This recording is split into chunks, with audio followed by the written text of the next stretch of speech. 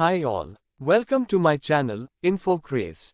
In this video, we'll embark on a journey through some of the most important accounting ratios that demand attention while reviewing a company's balance sheet. In many of the job interviews for accounts or finance professionals, questions are asked on these ratios, which provide valuable insights into a company's financial health and performance. So, let's get started. We will start with the liquidity ratios.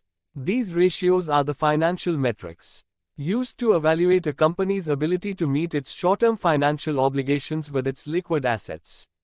First one that we look at here is the current ratio. This ratio is calculated by dividing current assets by current liabilities. It is a measure of company's ability to pay its short-term obligations with its short-term assets.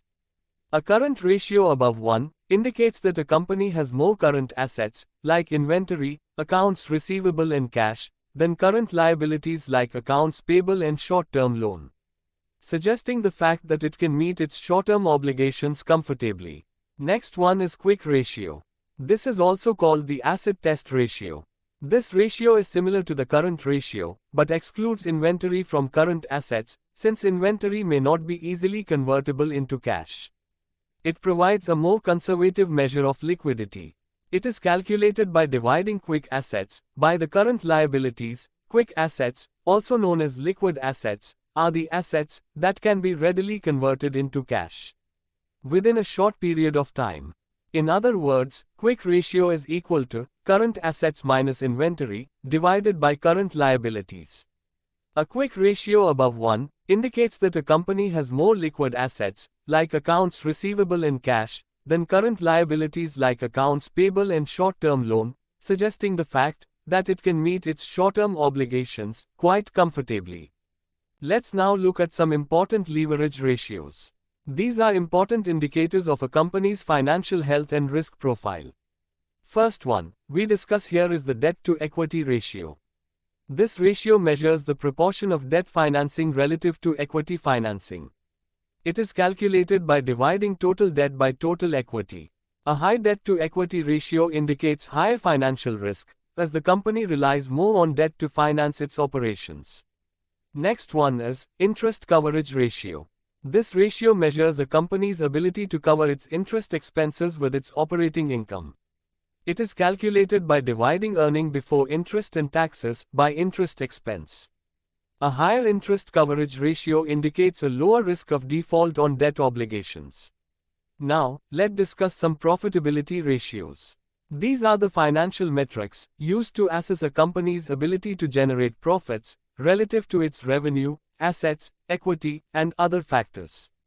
These ratios help investors, creditors, and analysts evaluate the efficiency and effectiveness of a company's operations in generating profits. Return on assets. This ratio measures a company's efficiency in generating profits from its assets. It is calculated by dividing net income by average total assets. A higher return on assets indicates better efficiency in utilizing assets to generate profits. Next is return on equity. This ratio measures a company's profitability relative to its shareholders' equity. It is calculated by dividing net income by average shareholders' equity. A higher return on equity indicates better profitability and efficiency in generating returns for shareholders. Now, we will look at some efficiency ratios.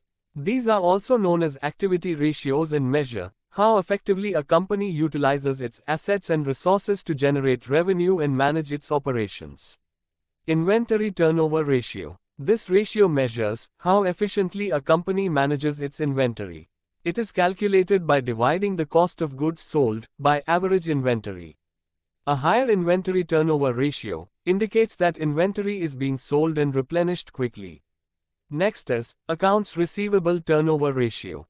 This ratio measures how efficiently a company collects payments from its customers. It is calculated by dividing net credit sales by average accounts receivable. A higher accounts receivable turnover ratio indicates that customers are paying their bills promptly. With this, we come to the end of this video.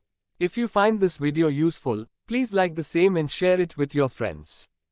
Also, subscribe to my channel for many such interesting videos. If you have any question, please mention it in the comments section, so that I can revert back with the answer.